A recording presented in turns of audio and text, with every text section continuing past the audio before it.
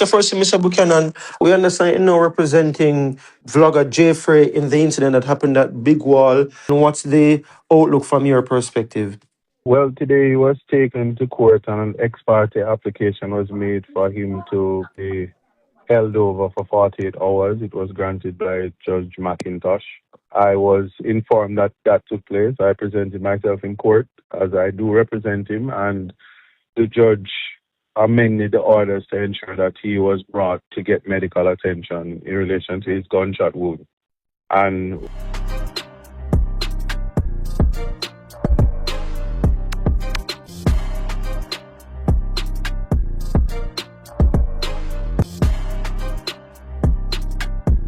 So, people, we have ISAT Buchanan, and ISAT Buchanan is giving us some update on Jeffrey situation with producer Javi.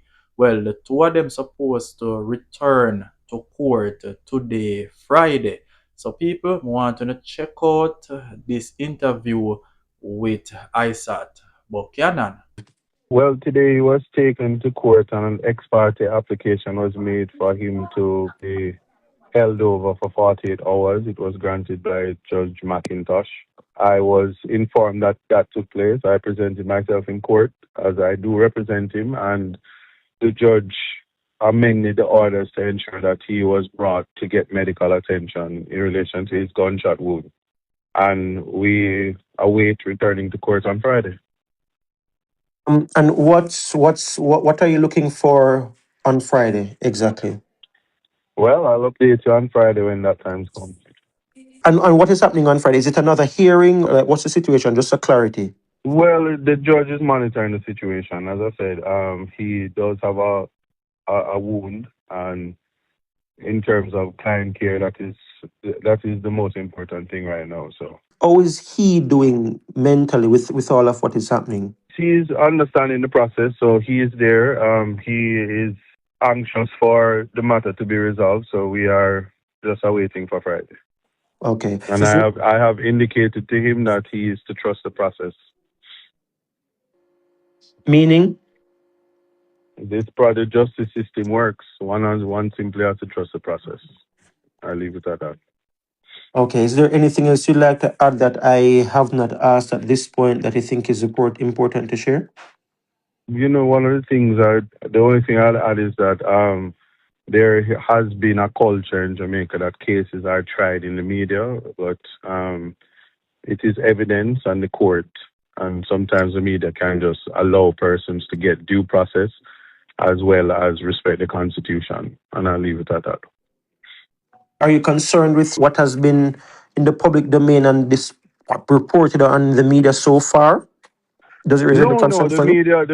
See, like I said, respect for the Constitution includes freedom of expression, the ability to disseminate information. Is just my only caution is to do so responsibly.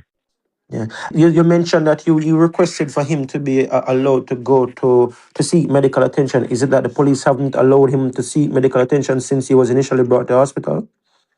Well, you see, that's it. When dealing with government, you will have a lot of red tape, and so those who are responsible at the lockup don't necessarily be the persons responsible for the investigation. So communication can be misinterpreted, and as a result, things get fall by the way. But for all persons in custody, the human rights or the human dignity aspect is important. So we have an injured man that is being detained while the police does their investigation. We have a bail act that says pre-charge bail is a part of the process. And I mean, there are many things that we can do to respect the Constitution. But as I said, Let trust the us process. move on. So just the other day, Minister VAZ saying that we may have to go into a COVID style, meaning say him want limit movement. Some people may have to work at home, you know.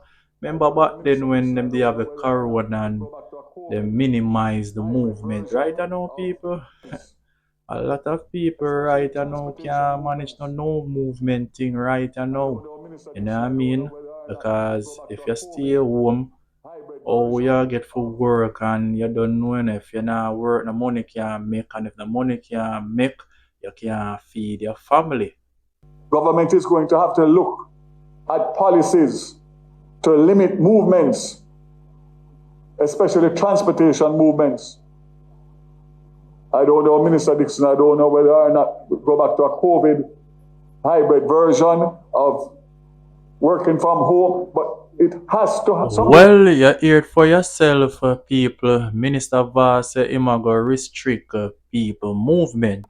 Back in the days in 2020 and 2021 when we did have corona, you don't know was essential worker alone could have move up and down, like a security guard, soldier, doctor and firefighter. Only them type of people there was the only essential people alone could have moved up and down. So right now, a lot of people are bash Minister VAZ and I say, yo, them can't manage another COVID style right now that I go only make things worse.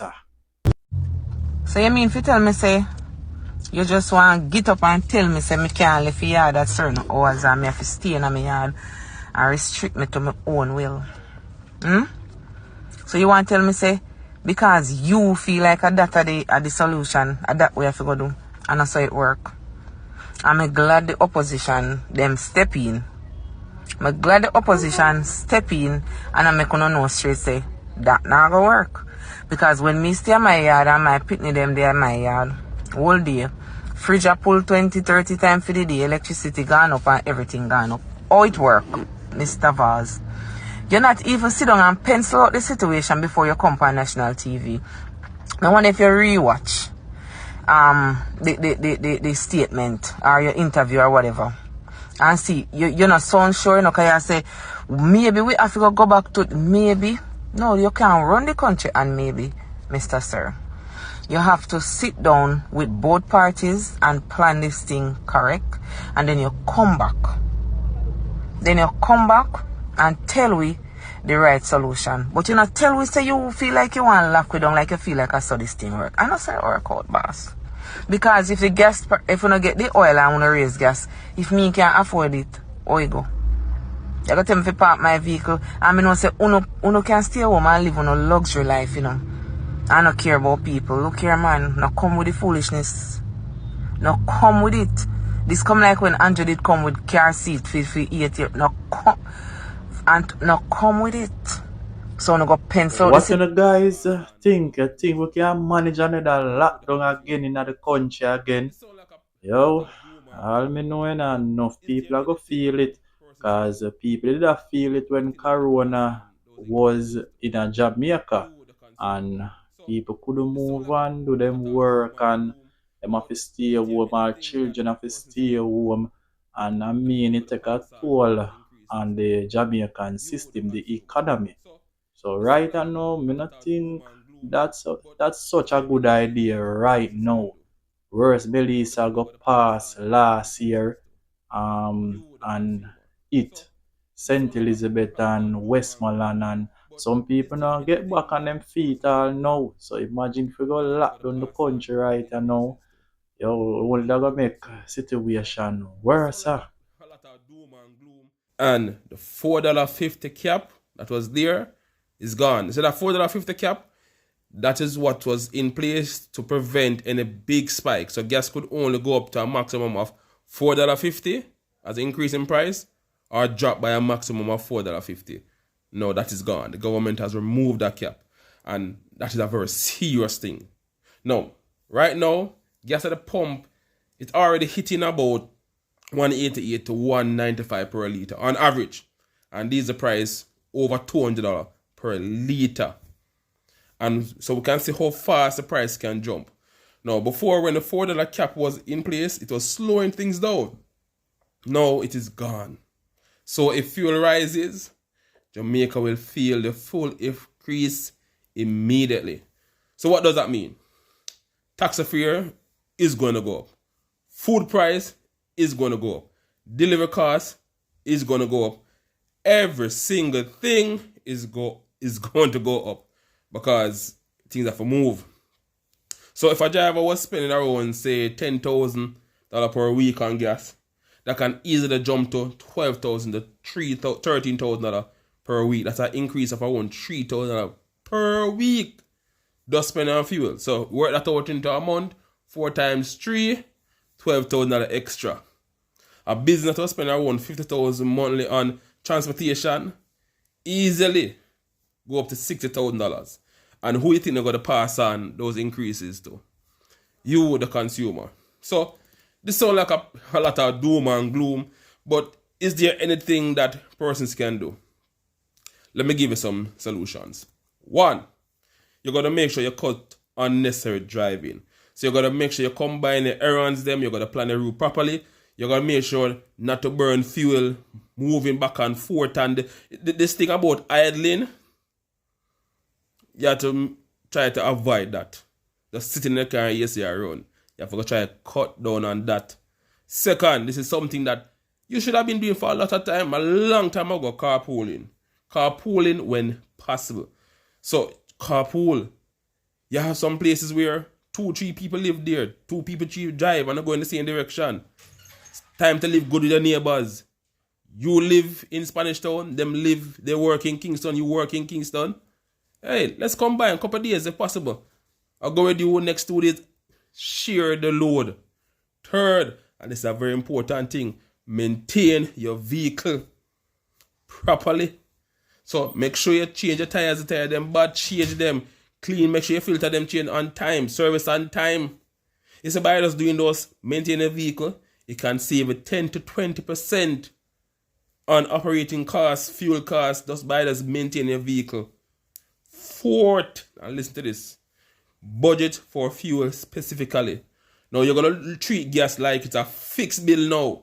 It's nothing flexible, so you hear what? A $5,000 I budget or $10,000 I budget per week on gas, and you're going to make sure you plan to make sure you work that out, the unnecessary thing done with. And the fifth solution, support closer option. What I mean, shop near to where you live. Go to the supermarket that's near to you. Less travel means less cost. All right? And more importantly, adjust your time. Adjust early. So leave out earlier. So you used to leave out maybe 7 o'clock, and because that you have to take the toll, leave out 6 o'clock. Leave out 5:30. The earlier leave out, you avoid having to spend money on toll and driving fast and all that traffic that's going to burn unnecessary gas. So here, in conclusion, fuel prices going up affects everything. But the key thing is how you respond to it. You have to respond to it adequately and respond to it right now. Because if you don't make certain changes, it's going to wipe away your money